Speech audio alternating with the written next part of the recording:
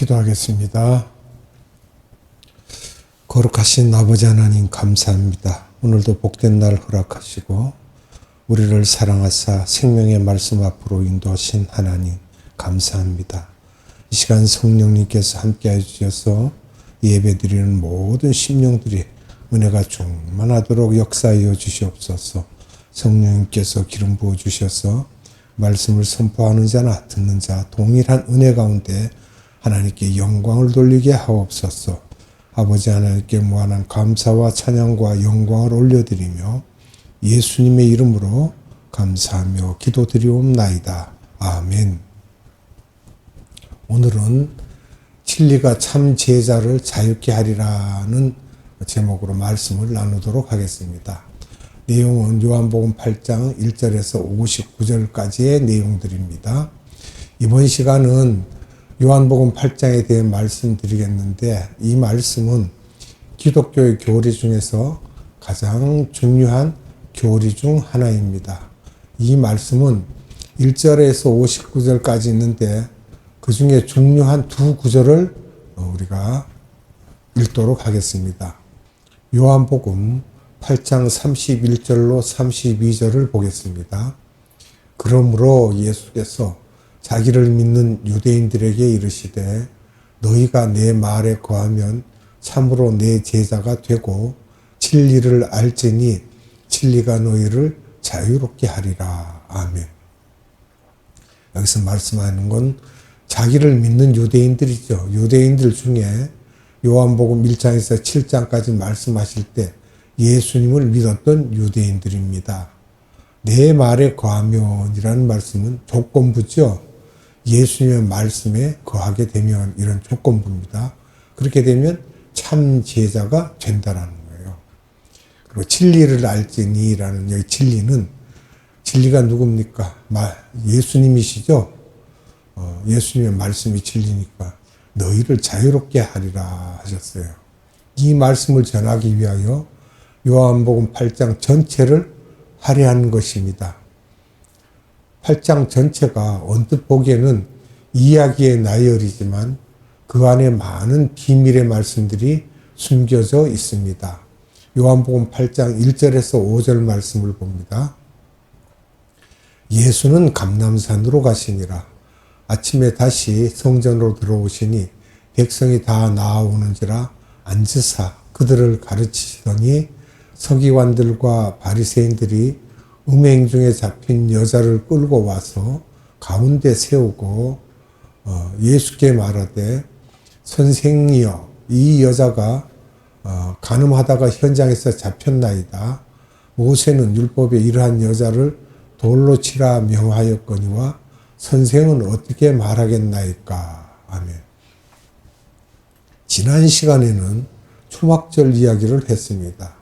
요한복음 7장에서 초막절의 말씀을 끝내신 후에 8장 1절에서 보면 감람산에 가셨다고 하는데 그렇다고 산에서 주무신 것은 아니고 감람산 근처에 벳바게와 베단이라는 마을이 있는데 베다니는 마르다, 마리아, 나소레의 집이 있는 그곳에 가셔서 주무신 후 그 다음 날에 다시 성전도로 들어가셔서 열심히 가르치실 때 갑자기 서기관과 바리새인들이 요한복음 8장 3절에서 간음 중에 잡힌 여자를 데려와 예수께 여쭙기를 4절에서 5절에 모세 율법에 이런 여자를 돌로 치라고 하였는데 선생님은 어떻게 생각하시느냐고 지금 묻고 있는 중이죠. 이런 질문에 대하여 사도 요한은 6절에서 대답하고 있습니다. 요한복음 8장 6절을 봅니다. 그들에게 이렇게 말함은 고발할 조건을 얻고자 하여 예수를 시험함이러라. 예수께서 몸을 굽히사 손가락으로 땅에 쓰시니. 아멘. 요한복음 8장 5절의 질문은 예수님을 고발할 조건을 얻기 위하여라는 것이며 이렇게 서기관과 바리새인들이 예수님의 율법의 말씀을 잘못 해석하기를 기다리고 있는 것입니다. 그리고 지난번에도 율법 중에서 안식일을 지키지 않았다고 비난했었습니다. 지난번 안식일에 병자 고치는 일들을 이야기하면서요.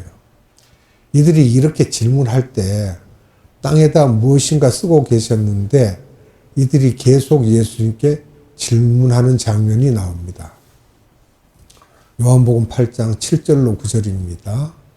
그들이 묻기를 맞이 아니하는지라 이에 일어나 이르시되 너희 중에 죄 없는 자가 먼저 돌로 치라 하시고 다시 몸을 굽혀 손가락으로 땅에 쓰시니 그들이 이 말씀을 듣고 양심의 가책을 느껴 어른으로 시작하여 젊은이까지 하나씩 하나씩 나가고 오직 예수와 그 가운데 섰는 여자만 남았더라. 아멘.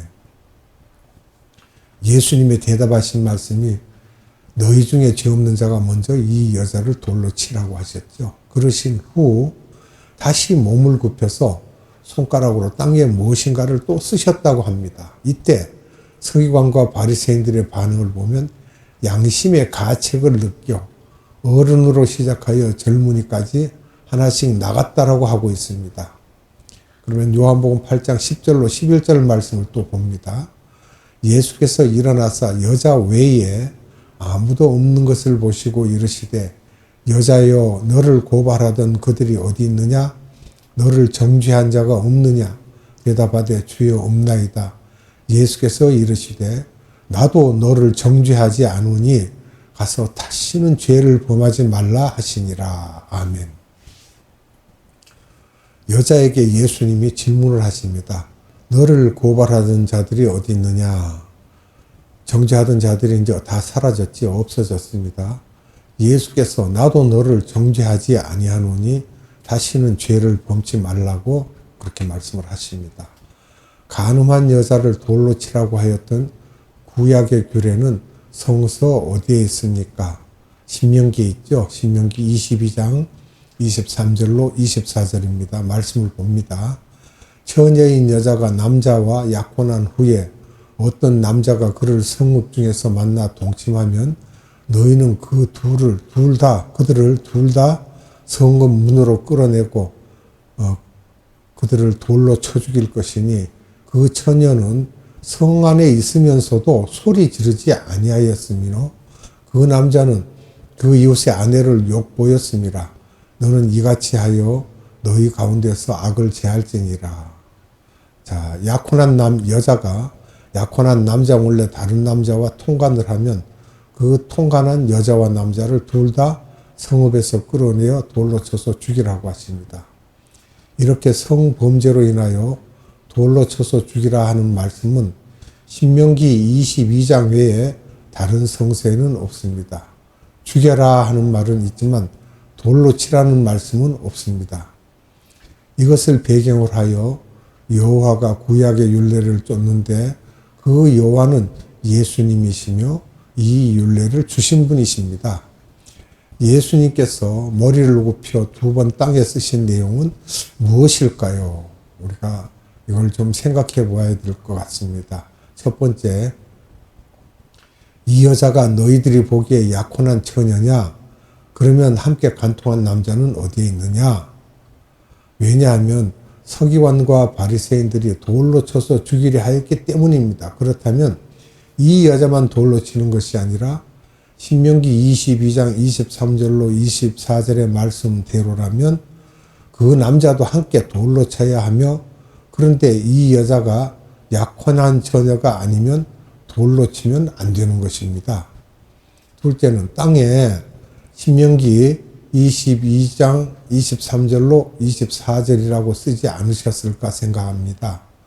그럴 때 구약의 율법을 잘 알고 있던 서기관과 바리새인들이 무엇인가 찔림을 받고 깨달았을 것입니다. 성경에는 간음 중에 잡힌 여자 사건이 요한복음서에만 나오고 다른 복음서에는 나오지 않습니다. 그런데 성경의 많은 사본, 즉 성경 원본을 얻고 그 원본을 카피한 것들이죠. 많은 사본들이 있는데 초기 사본을 보면 요한복음 8장에 나오는 간음 중에 잡힌 여자 사건이 없는 것도 있으며 요한복음 8장 1절에서 11장까지는 없고 요한복음 8장 12절부터 나오기도 하는데 후기 사본에서 이 사건이 나오는 것을 보고 많은 신학자들이 의견이 분분한데 이 부분에 대하여 신학자들은 초기 사본이 잘못되었다고 보면서 분명히 원본에는 간음 중에 잡힌 여자의 사건이 있었다고 보면서 영어 성경인 NIV 성경에서는 이 부분을 괄호로 표기하기도 하였습니다. NIV 성경도 100% 믿을 만한 성경은 아니라고 보죠. 왜냐하면 요한복음의 구조를 보면 장마다 어떤 사건을 던져놓고 그 사건과 관계되는 영적 의미를 설명하셨습니다. 2장에는 가나의 혼인잔치이며 3장은 니고데모와의 대화이며 4장은 사마리아 여인에 대한 말이며 5장은 베데스다 연못에 대한 말씀입니다. 6장은 오병이어 사건에 대한 말씀이며 7장은 초막절에 대한 얘기입니다. 이것을 통하여 볼 때 구조적인 측면에서 보아도 8장에서 간음하다 잡힌 여자의 사건은 있어야 된다고 보게 됩니다. 간음 중에 잡힌 여자 사건을 통한 신학적 교훈을 우리가 살펴보면요. 한 4가지로 나눠보는데요. 첫째, 예수님과 서기관, 바리새인들의 정체성과 율법의 정체성과 정의에 대해 설명하고 있습니다. 두 번째는 율법을 주신 목적은 무엇인가에 대해서 우리가 의문점을 가지고 볼 수 있게 하시고요. 세 번째는 율법과 구원의 관계성과 율법과 성화의 상관관계를 또 우리가 알 수 있습니다. 네 번째는 진리를 깨달은 자가 참 제자가 되며 이 진리를 깨달은 참 제자들은 율법에서 자유케 된다는 것입니다. 오늘 이 네 부분을 심도 있게 말씀을 드리도록 하겠습니다. 요한복음 8장의 구조를 보면 첫째, 간음 중에 잡힌 여인이 등장하지요. 요한복음 8장 1절에서 11절입니다. 두 번째는 정체성을 증가하시는 예수님입니다. 요한복음 8장 12절로 59절까지요. 여기서 세분화해서 두 가지로 예수님 자신에 대한 정체성을 증거하시고 두 번째는 율법 안에 있는 서기관과 바리새인들의 정체성을 증거하고 있습니다. 여기서 우리가 세 번째, 진리가 참 제자를 자유케 한다라고 요한복음 8장 31절로 32절에 말씀하시고요. 네 번째로는 예수님 말씀을 지키면 영생한다라는 결론에 도달합니다. 요한복음 8장 51절로 52절입니다. 그러면 요한복음 8장 12절로 30절의 말씀을 보도록 하겠습니다. 예수께서 또 일러 가라사대 나는 세상의 빛이니 나를 따르는 자는 어둠에 다니지 아니하고 생명의 빛을 얻으리라. 바리새인들이 가로되 내가 너를 위하여 증거하니 내 증거는 참되지 아니하도다. 예수께서 대답하여 가라사대 내가 나를 위하여 증거하여도 내 증거가 참되니 나는 내가 어디서 오며 어디로 가는 것을 알미오니와 너희는 내가 어디서 오며 어디로 가는 것을 알지 못하느니라. 너희는 육체를 따라 판단하나 나는 아무도 판단치 아니하노라. 만일 내가 판단하여도 내 판단이 참되니 이는 내가 혼자 있는 것이 아니요 나를 보내신 이가 나와 함께 계심이라. 너희 율법에도 두 사람의 증거가 참되다 기록하였으니 내가 나를 위하여 증거하는 자가 되고 나를 보내신 아버지도 나를 위하여 증거하시느니라. 이에 저희가 묻되 내 아버지가 어디 있느냐? 예수께서 대답하시되 너희는 나를 알지 못하고 내 아버지도 알지 못하는도다. 나를 알았으면 내 아버지도 알았으리라.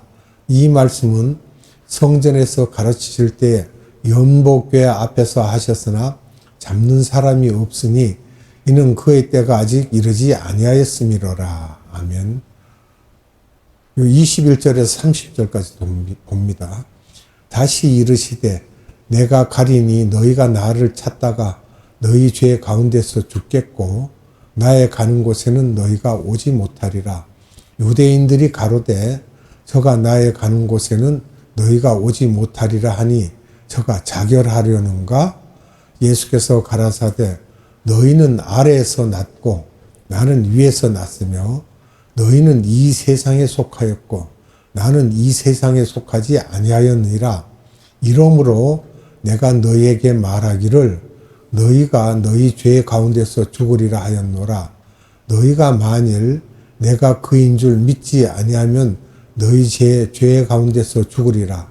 저희가 말하되 내가 누구냐? 예수께서 가라사대 나는 처음부터 너희에게 말하여 온 자니라.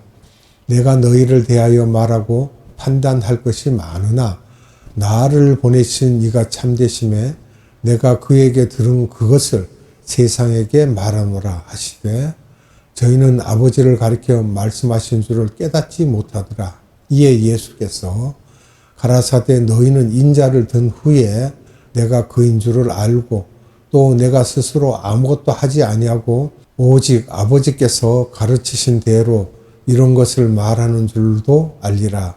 나를 보내신 이가 나와 함께 하시도다. 내가 항상 그의 기뻐하시는 일을 행함으로 나를 혼자 두지 아니하셨느니라. 이 말씀을 하심에 많은 사람이 믿더라. 아멘. 예수님 자신에 대한 정체성에 대한 그 증거가 있는데 20가지가 있습니다. 요한복음 8장 12절로 59절에요. 하나씩 살펴보도록 하겠습니다. 20가지를. 첫째, 세상의 빛이시다 라고 말씀하셨어요. 8장 12절에. 둘째, 내가 생명의 빛이다. 8장 12절. 세 번째, 참 증거자이다. 8장 14절. 참 판단자이다. 8장 16절. 다섯 번째, 자신을 위해 증거하는 자이다. 8장 18절. 여섯 번째, 아버지께서 증거해주는 자이다. 8장 18절. 일곱 번째, 낙원으로 가는 자이다. 8장 12절. 여덟 번째, 위에서 나신 분이다. 8장 23절. 아홉 번째, 이 세상에 속하지 아니하신 분임을 말하고 있습니다. 8장 23절에. 열 번째, 아버지에게서 들은 것을 말하시는 분입니다. 8장 26절에. 또 11번째, 아버지와 함께 하시는 아들임을 말씀하고 있습니다. 8장 29절에.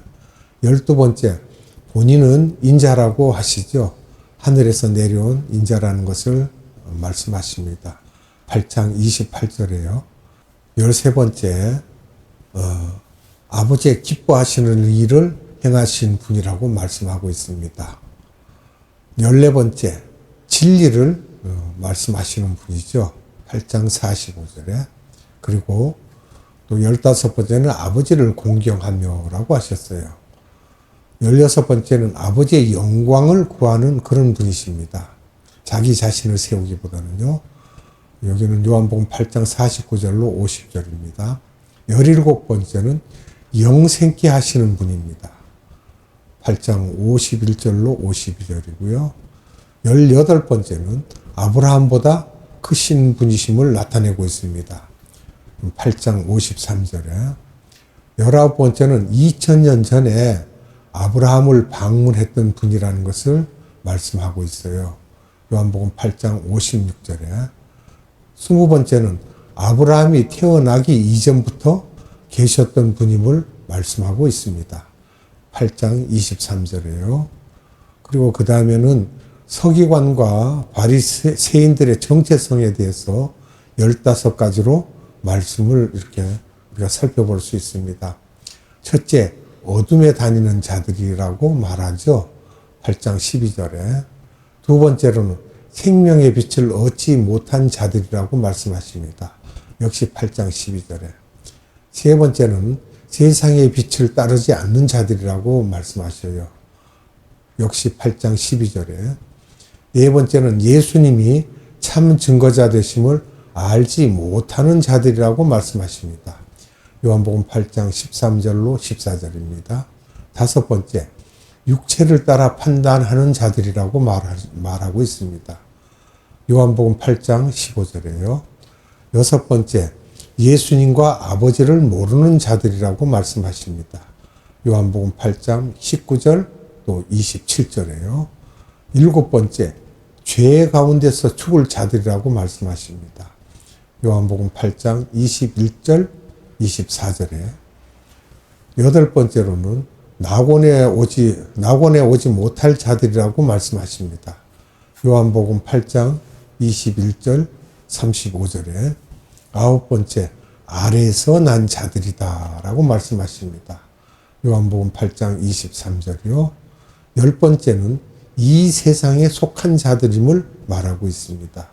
요한복음 8장 23절에. 11번째는 예수님을 사마리아인 또는 귀신 들린 자로 비난하는 자들이라고 말하고 있습니다. 요한복음 8장 48절 52절. 12번째는 죄의 종들임을 말하고 있습니다. 요한복음 8장 34절. 13번째는 거짓말쟁이들이며 거짓의 아비인 마귀의 자녀들이라고 그렇게 이야기를 합니다. 요한복음 8장 44절. 14번째는 예수님의 진리의 말씀이 마음속에 없는 자들이라고 말씀하십니다. 요한복음 8장 37절에. 15번째, 하나님의 말씀을 듣지 않는 자들임을 말씀하고 있습니다. 요한복음 8장 47절에. 이 시간은 여기까지 말씀을 드리고 다음 시간에 연결해서 말씀을 드리도록 하겠습니다. 기도하겠습니다. 거룩하시고 자비로우시며 은혜가 풍성하신 아버지 하나님 감사합니다. 오늘도 우리에게 생명의 말씀을 주셔서 우리로 무엇을 알게 하시는지 말씀을 우리에게 풀어주시고 그 말씀을 명백히 알 수 있도록 은혜 베풀어 주심을 감사드립니다. 하나님께서 하나님을 반대하는 자들의 그 부류들도 나타내시고 예수님이 하나님의 아들이심과 이 땅에 오실 귀한 분이심을 우리에게 나타내심도 또한 감사드립니다. 오늘도 생명의 말씀을 우리에게 주신 아버지 하나님께 감사와 찬양과 영광을 올려드리며 이 땅에 다시 오실 우리 구주 예수 그리스도 이름으로 감사하며 기도드리옵나이다. 아멘. 축도로 예배를 마치도록 하겠습니다. 지금은 우리 구주 예수 그리스도의 한량없는 은혜와 하나님의 극진하신 사랑하심과 성령님의 감화, 감동, 교통, 역사하심이 오늘 예배드린 모든 자들의 머리 위에와 이 나라의 많은 교회들 위에와 이 나라의 많은 선교회들 위에와 에바다 국제 선교회 위에 지금으로부터 영원토록 함께 하시기를 예수님의 이름으로 축원하옵나이다.